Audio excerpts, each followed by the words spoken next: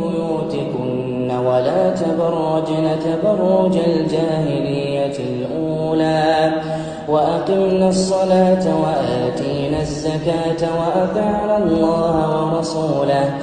إنما يريد الله ليذهب عنكم الرجس أهل البيت ويطهركم تطهيرا واذكرن ما يتلى في بيوتكن من آيات الله والحكمة